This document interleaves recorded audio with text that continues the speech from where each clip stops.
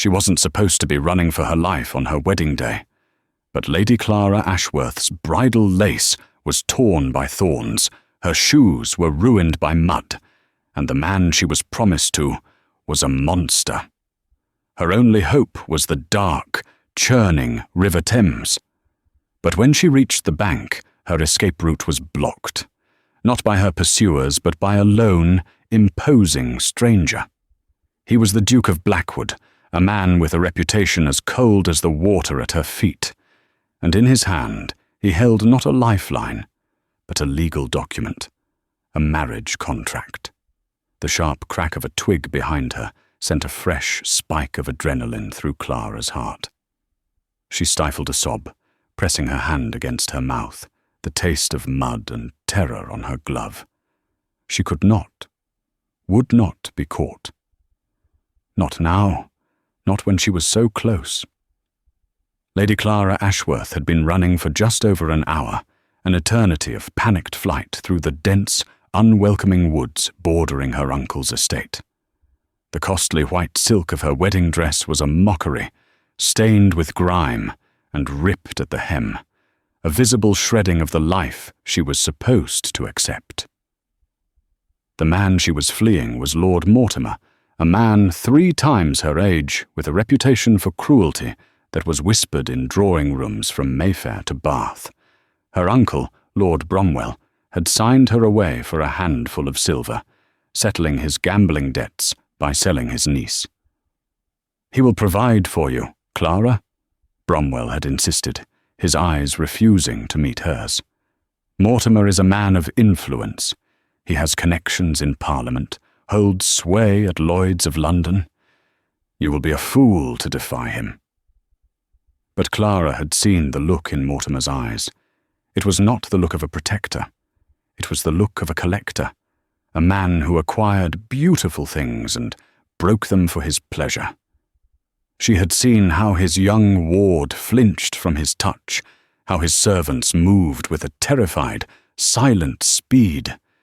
She would not be his next broken thing, so she had waited until the moment of the ceremony, feigned a swoon, and in the ensuing chaos had slipped out a servant's entrance and fled. Now her pursuers were closing in. She could hear the heavy, crashing footsteps of Mortimer's thuggish footman, Geoffrey, and the distinctive wheezing bay of her uncle's own hounds. They were not tracking a deer, they were tracking her. Her lungs burned, a sharp, searing pain with every gasp of the damp night air. She had been running toward the river. It was a desperate, unformed plan. Perhaps she could find a boat. Perhaps she could bribe a ferryman. Perhaps she would simply swim until the current took her, a preferable fate to Lord Mortimer's bedchamber. She burst through the last line of weeping willows, her ruined slippers sliding on the muddy embankment. And there it was, the River Thames, wide, dark, and indifferent. It was her escape, her last hope. But her hope died in her throat. She was not alone. Standing at the water's edge, as if carved from the twilight itself, was a man. He wasn't one of her pursuers. This man was tall, dressed not in livery or the gaudy silks of her uncle's crowd, but in a perfectly tailored black coat that spoke of immense, understated wealth.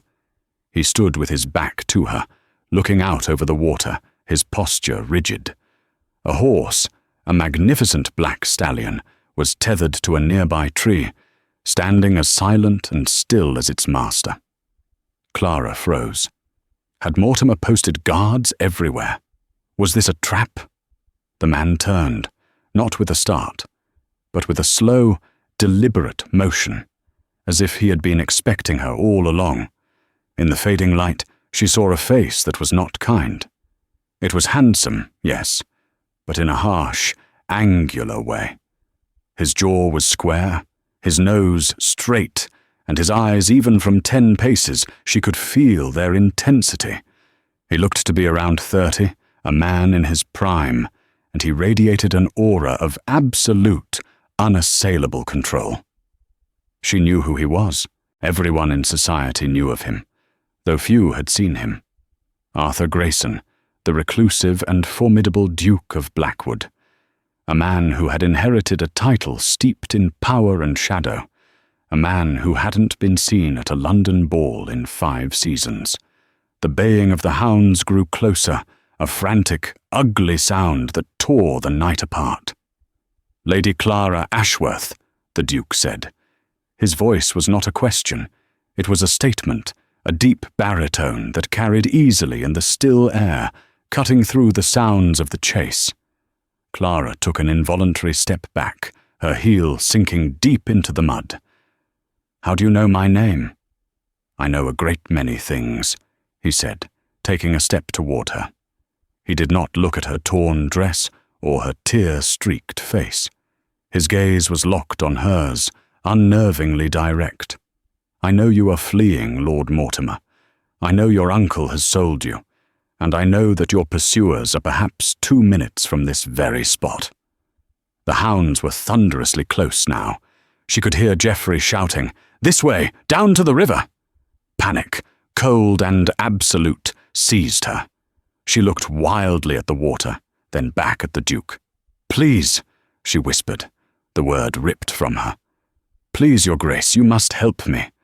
I can pay, I have jewellery." "I am not interested in your jewellery," he said, his voice devoid of pity. He reached into the breast pocket of his coat. Clara flinched, her mind racing. A weapon! He did not produce a pistol. He produced a folded piece of thick, creamy parchment tied with a dark blue ribbon. He held it out to her. "What is this?" she asked, her voice trembling.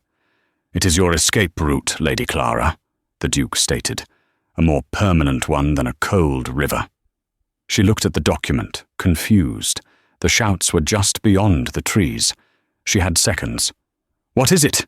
she demanded, desperation making her bold. The Duke of Blackwood took another step, his shadow falling over her. "It is a special license," he said, his voice flat. "And a marriage contract. You have one choice, and you have it now. You will be found by Lord Mortimer, who will drag you back to an altar and a life of misery. Or you will sign this document, and you will marry me. Now." Clara stared at him, her mind unable to process the sheer audacity. This was madness, swapping one monster for another. "You," she breathed, "you want to marry me? Why?" "My reasons are my own," he said curtly. The first hound burst from the trees, skidding to a halt at the sight of the Duke's stallion. Geoffrey was right behind it. "There she is!" the man roared, pointing a thick finger. "And who in the—" The Duke of Blackwood turned his head, a slight, dismissive movement. "You have 10 seconds, Lady Clara. Mortimer or me." Geoffrey lunged forward. Clara looked at the brute's leering face, at the promise of Mortimer's cruelty reflected there. Then she looked at the Duke, a man as cold and unreadable as the night, but a man who was not Mortimer. "Where do I sign?" she stammered. A flicker of something, triumph, satisfaction, passed through the Duke's dark eyes. He produced a small, silver-cased pen from his waistcoat. "Here," he said, unfurling the document against the trunk of the willow tree. "By your name." Her hand was shaking so violently she could barely hold the pen. With the hound barking and Geoffrey closing the distance, Clara Ashworth, the thorn-torn bride, signed away her life for the 2nd time that day. "Stop!" Geoffrey bellowed, now only a few feet away. The Duke of Blackwood calmly took the contract, blew the ink dry, and folded it. He turned to face the apoplectic footman. "You will stand down!" the Duke commanded. His voice had changed. It now held a steel edge that vibrated with power. "She belongs to Lord Mortimer, by order of her guardian." Geoffrey spat, puffing out his chest. "She belonged to Lord Mortimer," the Duke corrected, his voice dropping to a dangerous calm. He stepped in front of Clara, shielding her with his body. As of 30 seconds ago, She belongs to me. You are addressing the Duchess of Blackwood, and I suggest you do so on your knees or not at all." Geoffrey's jaw dropped. He stared at the Duke, then at Clara, his small mind finally processing the insignia on the Duke's stallion, the air of command, the impossible, world-tilting statement. The Duke didn't wait for a response. He grabbed Clara's arm, his grip like a manacle, and pulled her towards the horse. "This way, Your Grace." He half lifted, half threw her onto the saddle, mounting behind her in one fluid motion. Clara clung to the stallion's mane, her heart hammering against her ribs, the contract signed, her fate sealed. As the great horse reared and tore through the woods, away from the river, away from her past, she caught one last glimpse of Geoffrey, standing stunned and open-mouthed on the muddy riverbank. Her escape route had not led to freedom. It had led to a cage, albeit a different one. She was the Duchess of Blackwood, and she had no idea what that meant, other than that she was the property of the cold, terrifying man whose arms were now wrapped around her, like steel bands, carrying her into a new and unknown darkness. The ride was a brutal, wind-swept blur. The Duke of Blackwood did not spare the horse, nor did he speak a word to her. Clara was pressed firmly against his chest, her cheek against the rough wool of his coat, which smelled faintly of leather, soap, and cold night air. She was acutely aware of the sheer power in his arms as he controlled the stallion, navigating the dark woods with a terrifying and familiar ease. She was in shock. Her mind raced, replaying the scene at the riverbank, the contract, the signature, Duchess of Blackwood. The title felt alien, a costume she had been forced into. She had escaped Lord Mortimer, a man she knew to be a villain. But what had she run to? Who was Arthur Grayson? The whispers of society were all she had. They called him the Iron Duke, a man who had taken his father's scandal-ridden, debt-laden title and, through sheer force of will and rumoured ruthlessness, restored its fortune in less than 3 years. He'd done it by foreclosing on dying estates, by cutting off old family friends, and by disappearing completely from the social world. He was a recluse, a pragmatist, a man without sentiment, and he was now her husband. Or was he? The contract was signed, but there had been no vows, no clergyman. "Where are you taking me?" she finally managed to ask, her voice hool-darse. "To safety," he replied, his voice a rumble against her ear. It was not reassuring. "Was that a legal marriage?" "It will be," he said. They burst from the woods onto a main carriage road, and there, tucked into a shadowed alcove, was a dark, unmarked travelling carriage, its 4 horses already harnessed and steaming in the cool air. A coachman stood at the ready, his face impassive. The Duke brought his stallion to a halt. He dismounted first, then reached up for her. His hands were strong on her waist, lifting her down as if she weighed nothing. Her legs, weak and trembling, almost buckled when she hit the ground. He did not release her. He kept his hand on her arm and propelled her toward the carriage. The coachman opened the door. "Get in, Lady Clara." "You called me Duchess before," she said, a spark of defiance flashing through her terror. His dark eyes met hers. "I will call you Duchess when a man of God has said the words. Until then, you are my fiancée, and we are committing a social impropriety of the highest order by being alone. Get in." She climbed in, her torn dress catching on the step. The interior was dark, upholstered in rich, unadorned leather. It was meticulously clean, functional, and utterly devoid of comfort. Like the man himself. He climbed in after her, and the carriage was suddenly very small. He sat opposite her, his knees nearly touching hers. He filled the space, a dark, brooding presence that seemed to suck the very air from the compartment. He tapped on the roof, and the carriage lurched into motion, moving at a speed that was just short of reckless. "Why?" she asked again, her voice stronger now. The immediate physical danger had passed. "Why me? You could have any woman in England. Why this ambush?" The Duke leaned his head back against the squabs, his eyes closing for a brief second. He looked tired, but not weary. He looked burdened. "You misunderstand your value, Lady Clara," he said, his eyes opening, pinning her with their intensity. "You are valuable not for who you are, but for what you are. You are the niece of Lord Bromwell. You are of noble blood. And most importantly, you were available." "Available," she repeated, insulted. "I was running for my life. Presses Deli." "You were desperate," he said, with no trace of sympathy. "Desperation makes people compliant. I needed a wife.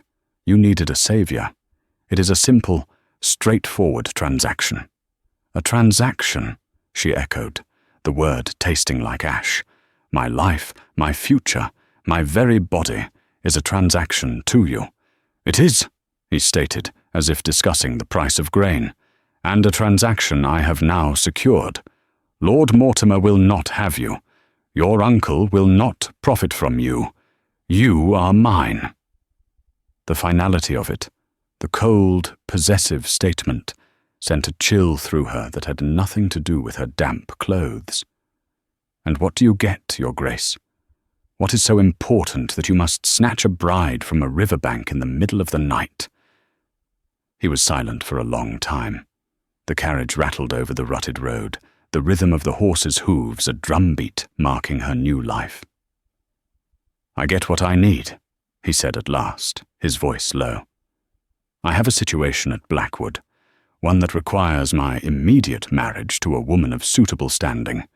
Your flight from Mortimer was a fortunate coincidence. I had been investigating other options. None were as suitable, or as immediate." "You knew I would run," she whispered, the pieces clicking into place. "You weren't just passing by." "I knew your uncle. I knew Mortimer. And I knew your father, the late Earl," he said. "Your father was an honourable man. He would never have allowed this. I knew you possessed a spine. I wagered that you would not go to Mortimer like a lamb. I stationed men to watch your uncle's estate for the past week. Tonight, my scout reported a bride had bolted. I surmised her destination. The river is always the destination. He hadn't just intercepted her. He had planned her. He had calculated her desperation, predicted her path, and laid his trap. It was a masterpiece of cold, strategic thinking. Clara felt a strange, unwelcome flicker of admiration mixed with her terror. She had not been saved by a hero. She had been claimed by a master strategist. "And now?" she asked. "Now, we fetch a clergyman," the Duke said. The carriage slowed, turning off the main road and onto a smaller, less travelled lane. After a few minutes, it stopped. The Duke opened the door and stepped out. Clara followed, emerging into a small, dark churchyard. A small vicarage stood beside the ancient, crumbling church, its windows dark. "Wait here," the Duke commanded, and strode to the vicarage door. He did not knock politely. He hammered on the wood, a sound that cracked the silence of the night. A light appeared in an upstairs window. A moment later, a quavering voice called out, "Who is there? Begone! It's the middle of the night." "It is the Duke of Blackwood, Vicar," Arthur Grayson shouted back, his voice echoing. "I require your services. Open this door, or I shall have it removed." There was a frantic, scrambling sound from within. Bolts were drawn, and the door was opened by a small, terrified-looking man in a nightshirt and cap, holding a wavering candle.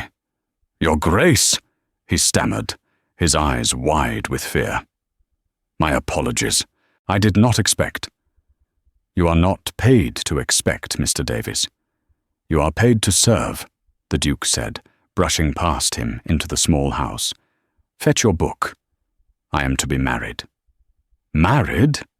The vicar squeaked, his eyes darting to Clara, who stood in the doorway, a vision of mud and torn silk. Tonight? But the band's the license.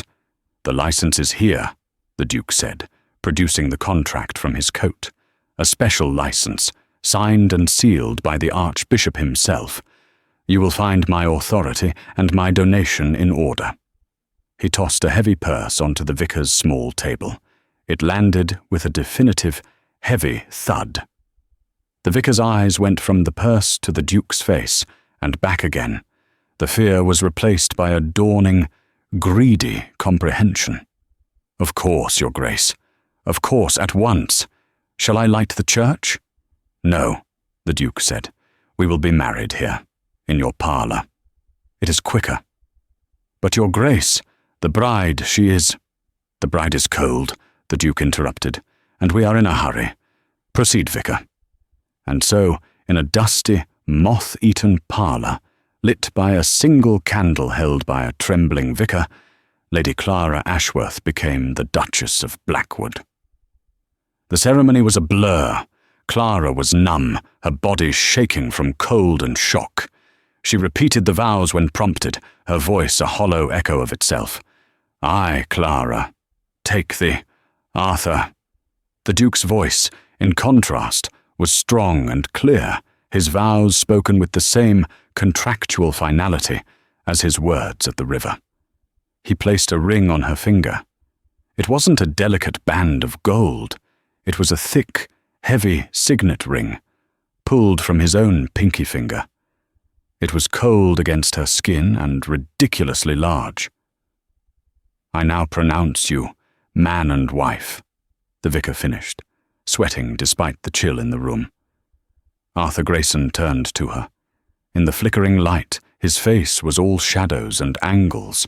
He was her husband. He leaned in. Clara flinched, thinking he meant to kiss her. He did not. He merely looked at the signet ring on her finger. It will have to do until I can have one made, he said. He then turned to the vicar. All business. You will not speak of this, Mr. Davies. You will not speak of the hour, or the state of my wife. You will record this marriage as having taken place at a civilized hour tomorrow morning. Your generous donation depends on your discretion. Yes, Your Grace. Of course, Your Grace. Not a word, not a soul. The Duke nodded curtly. He took Clara's arm again, his grip proprietary, and led her back to the carriage. As they settled back into the compartment, the reality of her situation hit Clara with the force of a physical blow. She had escaped Mortimer. She had escaped the uncle who had betrayed her. She had done so by running straight into the arms of a man who saw her as a fortunate coincidence, a transaction, a solution to a problem she could not begin to understand. Welcome to the family, Your Grace, Arthur Grayson said, his voice laced with an irony so cold it burned. The carriage plunged back into the darkness, carrying the new Duchess of Blackwood to her new home, an estate as dark and imposing as the man who was now her master. The ultimatum had been given and accepted. The trap was sprung. The journey to Blackwood Manor took the rest of the night. Clara must have drifted into an exhausted, trauma-induced sleep, her head lolling against the leather squabs because she was jolted awake by the carriage slowing to a halt. The first grey light of dawn was filtering through the windows, painting the world in shades of ash. She sat up, her body stiff and aching. The Duke was exactly as she had left him, sitting opposite, his arms crossed, his eyes open. He looked as if he had not slept, nor had he any need of it. We are here, he said. Clara looked out the window, and her stomach tightened. Blackwood Manor was not a home. It was a fortress. It rose from the morning mist like a jagged cliff, a sprawling monolith of dark stone, all imposing towers and narrow, severe windows. It was a place built to keep the world out, or to keep something, or someone in. The carriage rolled to a stop before a massive, iron-studded oak door. It opened before they had even fully stopped, revealing a line of servants.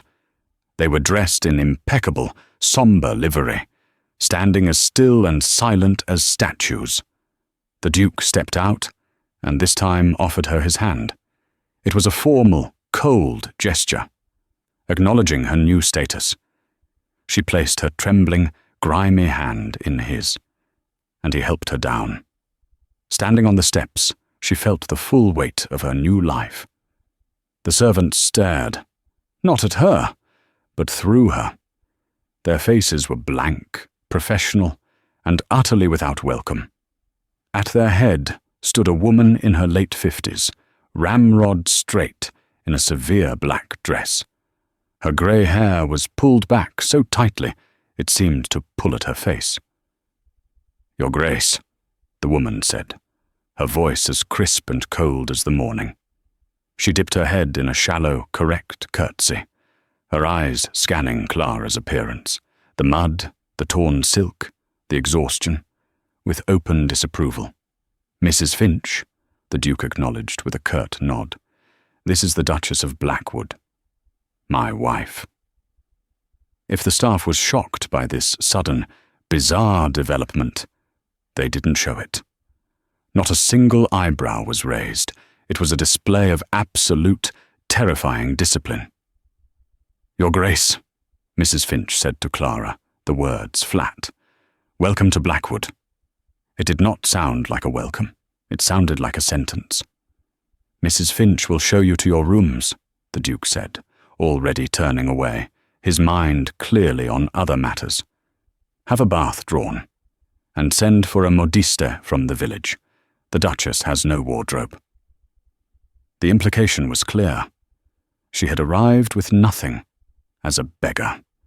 She was beholden to him for everything, from the roof over her head to the clothes on her back. "Of course, Your Grace," Mrs. Finch said. "And your rooms?" "The Duchess will take the Ancaster suite, in the east wing," he replied without hesitation. A flicker of something, the first emotion Clara had seen, crossed Mrs. Finch's face. Surprise? But it was gone in an instant. "The east wing, Your Grace?" "That is what I said," he snapped, his patience clearly wearing thin. "See to it." "Arthur?" Clara said, the name feeling strange on her tongue. He stopped and turned, his expression impatient. "My things," she said, her voice small. "At my uncle's. My mother's letters. A few possessions." The Duke's face hardened. "You have no possessions. Your uncle will be informed that his ward has made an advantageous match. Lord Mortimer will be informed that the property he sought is no longer on the market. Anything left in that house is part of a life you have left behind. You are a Grayson now. You will look forward, not back." He strode off down a dark, wood-panelled corridor, his boot heels echoing like gunshots, leaving Clara alone with the stone-faced housekeeper. Mrs. Finch's gaze returned to Clara. The disapproval was now mixed with a cold, clinical assessment. "If you will follow me, Your Grace." Clara followed the housekeeper through the cavernous, cold house. It was immaculate, but unlived in. Furniture was shrouded in dust covers in many rooms. The air was still and smelled of wax polish and old stone. There were no flowers, no paintings, no sign of life. The east wing was clearly disused. The dust here was thicker, the air colder. Mrs. Finch opened a set of double doors to reveal a massive suite of rooms. They were magnificent, but like a tomb. The furniture was heavy, dark, and draped in holland covers. "This was the late Duchess's suite," Mrs. Finch said, her voice flat. "His Grace's mother. It has not been opened in 20 years. Clara's blood ran cold. He had put her in his dead mother's rooms, in a wing of the house that was clearly abandoned. It was not a gesture of honor. It was a gesture of isolation. He was storing her. "I will send the maids to start the fires and draw a bath," Mrs. Finch said, her hand on the door. "They will also burn that." She nodded toward Clara's wedding dress. "No," Clara said, her voice sharp. Mrs. Finch paused. "Your Grace?" "It was my mother's, the lace. Please just have it cleaned, not burned." The housekeeper looked at her for a long, calculating moment. "As you wish. Breakfast will be served in your rooms in 1 hour. The Duke takes his breakfast in his study. He is not to be disturbed." And with that, she was gone, closing the doors with a soft, final click, leaving Clara alone in the vast, cold, dusty suite. A few minutes later, a pair of young maids entered, their eyes wide with fear and curiosity. But they did not speak. They moved with silent efficiency, starting a fire in the grate, pulling the covers off the furniture, and dragging in a hip bath, filling it with steaming water. Clara sank into the hot water, her body screaming with relief. As the grime of her escape washed away, the numbness in her mind began to recede, replaced by a cold, sharp clarity. She was a prisoner, a very well-appointed, high-status prisoner, but a prisoner nonetheless. Arthur Grayson had not saved her. He had acquired her. He had married her in a cold, sham ceremony, isolated her in a dead woman's rooms, and made it clear she was his possession, a tool to solve a situation. The iron vow. It had been spoken in that dusty parlor, a vow of obedience. To love, honor, and obey. Love was not part of the bargain. Honor was a mockery. But obedience, he would expect that. She got out of the bath, her skin pink. A plain woolen wrapper, clearly belonging to a servant, had been laid out for her. She put it on. The modiste would not arrive for hours, perhaps days. She was trapped in this wing, in this house, with nothing. A small, timid knock came at the door. One of the young maids, a girl not much older than 16, entered carrying a tray.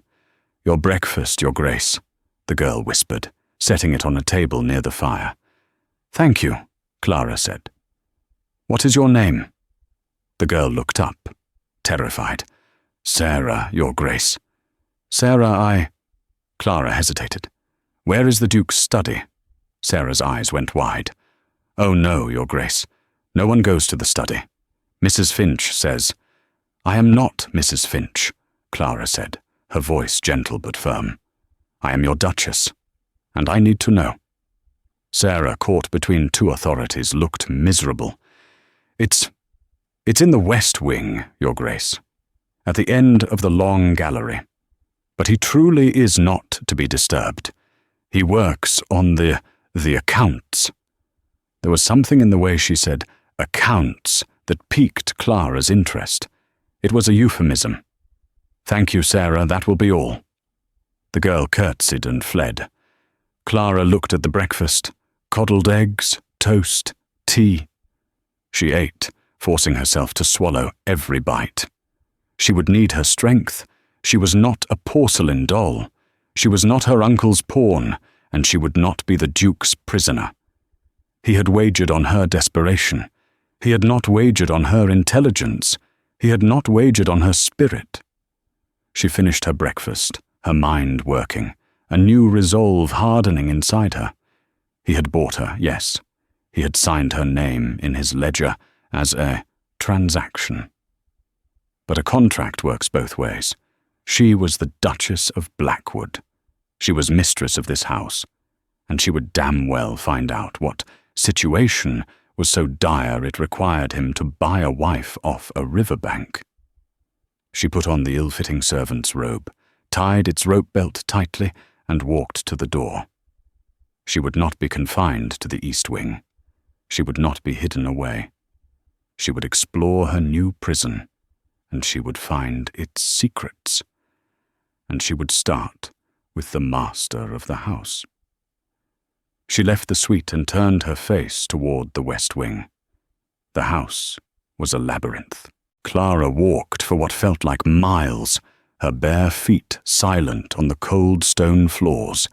She kept to the servants' corridors she found behind a disguised tapestry, her mind sharp, memorizing turns and staircases.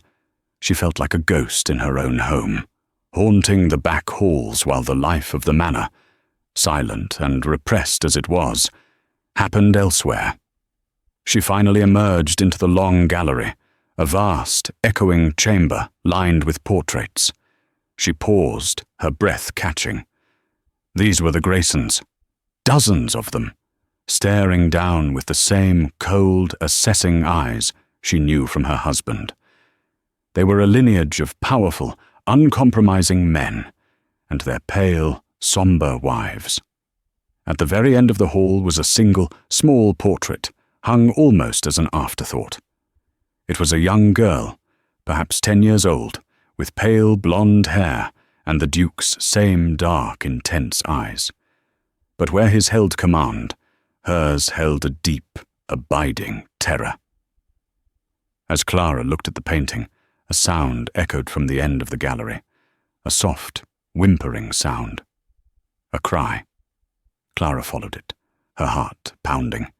It led her not to the Duke's study, but to a set of doors slightly ajar, just before the West Wing's main staircase. She pushed the door open. It was a nursery, or it had been. It was now sparse, with a simple bed, a wardrobe, and a single chair. And on the bed, huddled under a blanket, was the source of the crying. It was the girl from the portrait. She looked up as Clara entered, her eyes wide and terrified.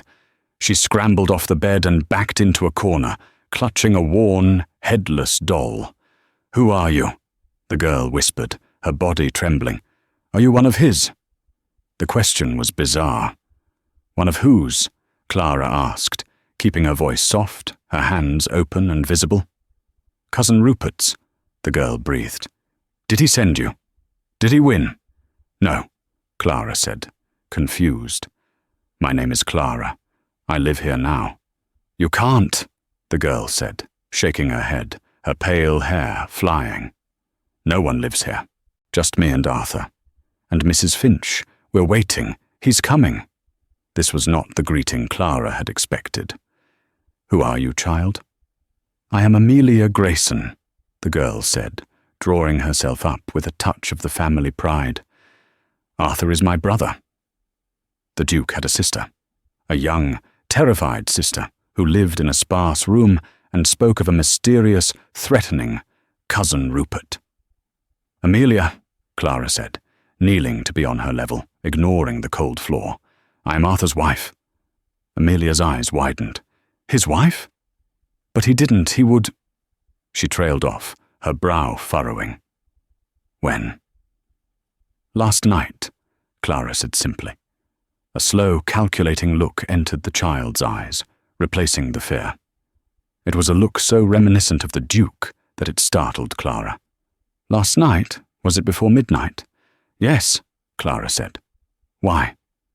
Amelia's shoulders slumped, a wave of palpable relief washing over her.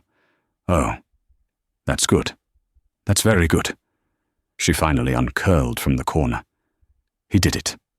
He really did it." "Did what?" Clara pressed. But the girl's moment of openness was gone. She was once again the wary, haunted child. "He'll be angry you're here. You should go. He doesn't like people in my rooms." "Arthur?" "Yes. He says I must be quiet. I must be invisible. Until the birthday." Before Clara could ask whose birthday, the door to the room flew open. Arthur Grayson stood in the doorway, his face a mask of thunder. He was no longer the cold, controlled man from the carriage. This was pure, undiluted rage. "Get out," he snarled, his voice low and dangerous. Amelia whimpered and shrank back. "I said," he repeated, taking a step into the room. "Get out." "Arthur, stop! You're scaring her," Clara said, rising to her feet, instinctively moving to stand between the Duke and his sister. "You!" he seethed, grabbing Clara's arm. His grip was bruising. "You will come with me. Now. You do not go where you are not permitted. You do not speak to those you are not permitted to." He dragged her from the room, pulling her down the hall toward the study Sarah had warned her about. He threw open the massive oak doors and shoved her inside, slamming them shut behind him. "What in God's name do you think you are doing?" he roared. Clara, her arm throbbing, felt her own temper, long suppressed, finally ignite. "What am I doing? What are you doing? You have a child, a sister, locked in this house, terrified, talking in riddles about a cousin Rupert and a birthday. You have her hidden away like a dirty secret.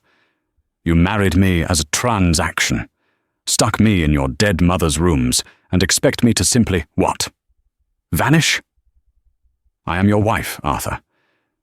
You may have bought me, but I will not be your prisoner or your ghost." He stared at her, his chest heaving. The rage in his eyes was slowly being replaced by something else, a cold, shocked calculation. He had expected a terrified, compliant girl. He had not expected this. "You will not go near her again," he said, his voice quiet, but more threatening than his roar. "Or what?" Clara challenged, rubbing her arm. "You'll strike me, like Lord Mortimer would have. Is that what this is? Did I simply trade a public brute for a private one?" He flinched. The blow landed. He visibly recoiled, his face pale. He turned away from her, running his hands through his dark hair. "You do not understand," he ground out. "Then make me understand," she cried. "I am the Duchess of Blackwood. You made me that. I am mistress of this house, and that girl is my sister now. I will not stand by and watch you terrorize her." He was silent for a full minute, his back to her. He was looking at his desk, which was not covered in ledgers but in legal documents, stacks of them, tied with red ribbon. "You have no idea what you have walked into," he said, his voice heavy with a weariness she had not heard before. "You think you are a prisoner? Lady Clara, you are a shield." "A shield? Against what?" He turned. His face was ravaged, not by anger, but by a bone-deep exhaustion. Against him. Against Rupert. "Cousin Rupert," Clara breathed. "My father's nephew. A man who embodies every sin my father ever committed. A gambler, a degenerate, a man who would sell his own soul for a coin. What does he have to do with Amelia?" Arthur walked to his desk and picked up a thick, bound document. He threw it on the desk. "My father's will," he said. "The last testament of a cruel, vindictive man. He hated me, Clara. He hated that I was not like him. He hated that I cleaned up his messes, that I rebuilt the fortune he squandered. And so he left me a parting gift. A trap." Clara, her anger fading, moved toward the desk. She looked at the will. "He loved Amelia," Arthur continued, his voice hollow. "Or, as close as he could come to love. He saw her as his last, pure Grayson legacy. And he did not trust me with her. He thought I was too cold, too pragmatic. He thought I would wrong her somehow. So he wrote this," Arthur said, tapping the will. "He made me Amelia's guardian. Yes, but with a condition, a single insane clause." He opened the document to a marked page, his finger landing on a paragraph. Clara read it.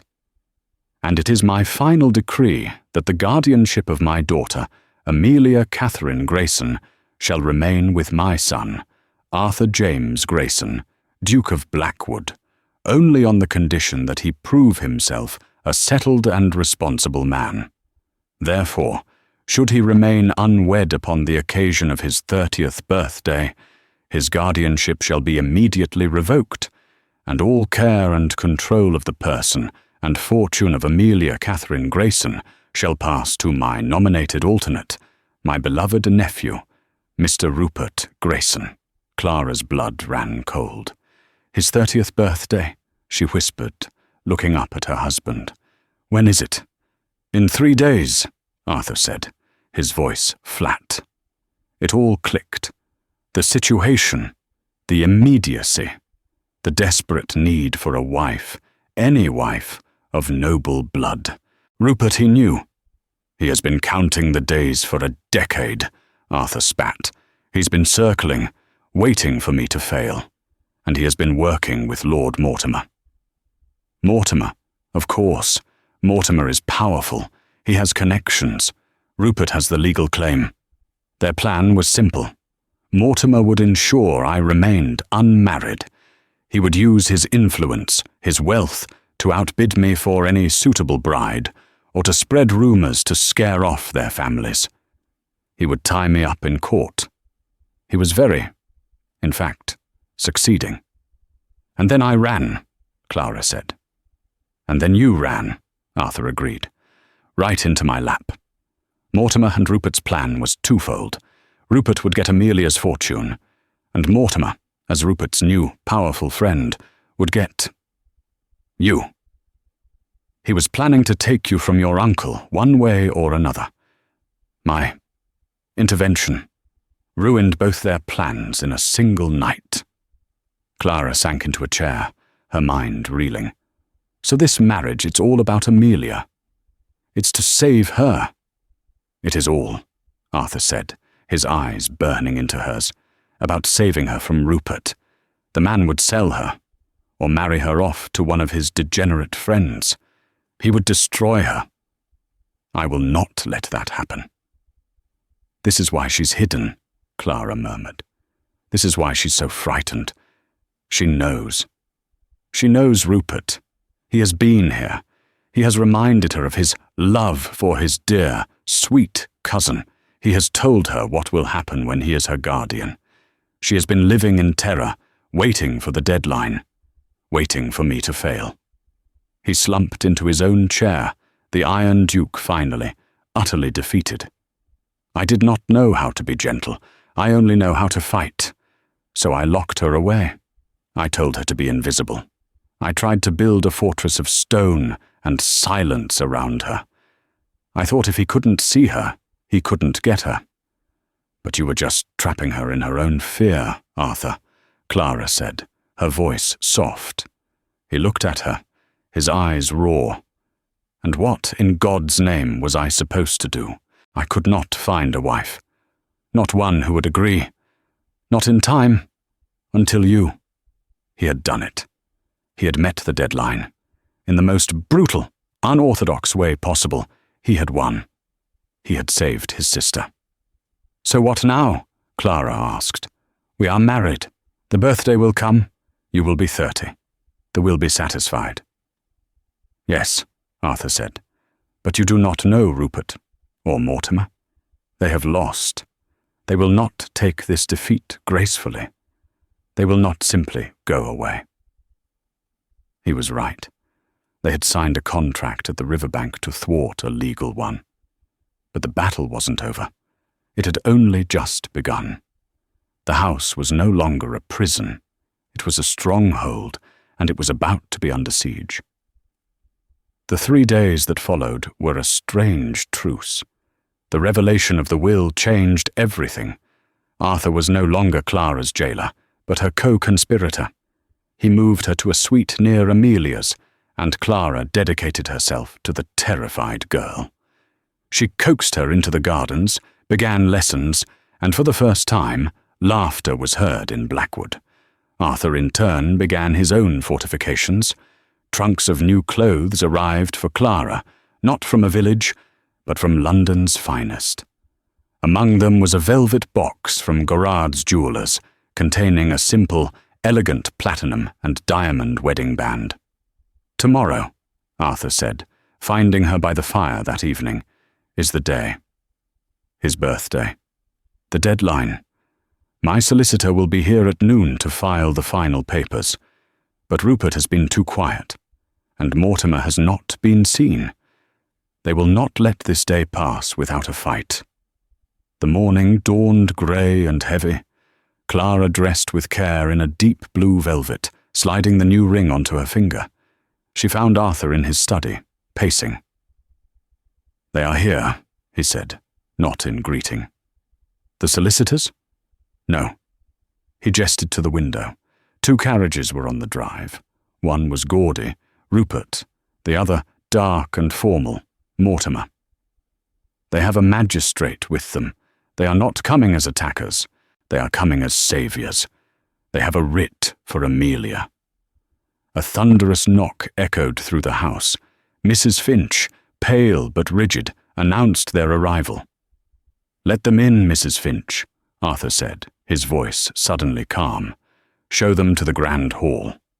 He looked at Clara, his gaze taking in the gown, the ring, and the resolve in her eyes. A flicker of pride crossed his face. "You," he said, "will come with me." It is time they met my wife. They entered the grand hall to find Lord Mortimer, fleshy and furious, and Rupert Grayson, thin and slick.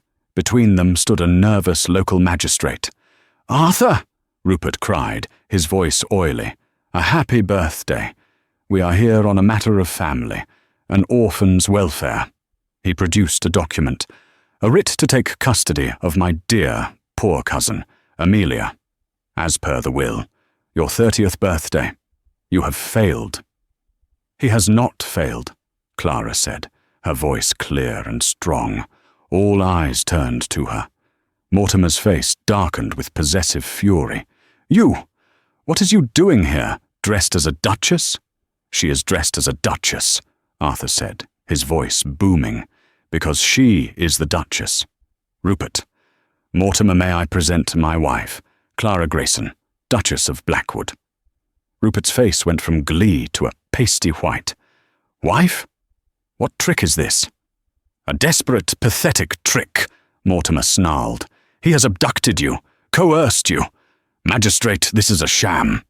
"It is no trick," Clara said, stepping forward, holding out her left hand so the new ring blazed. "We were married 4 days ago, by special license." "A lie!" Rupert shrieked. "There's no proof. It's his word and hers. Her word is worthless." "My word, however, is not," said a new voice from the doorway.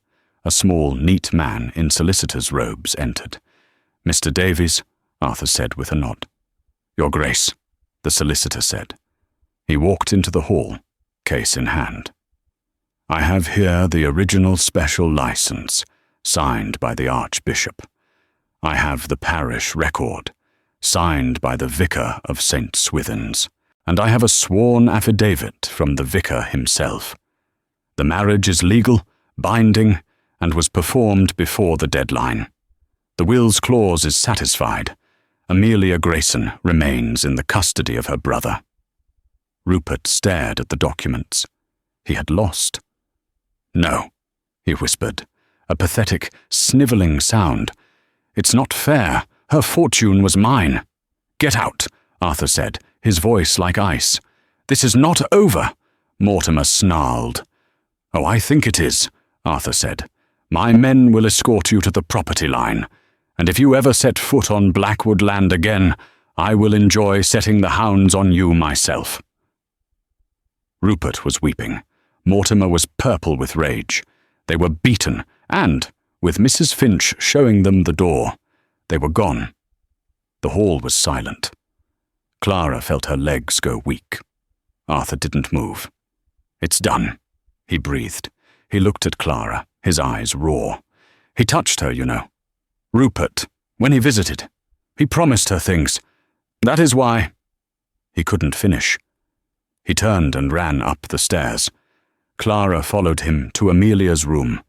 The girl was playing cards with a maid. "Arthur?" she asked, seeing his face. The Iron Duke stumbled into the room and fell to his knees in front of his little sister. For the first time, Amelia saw her brother cry, silent, racking sobs of a decade's worth of terror and burden finally released.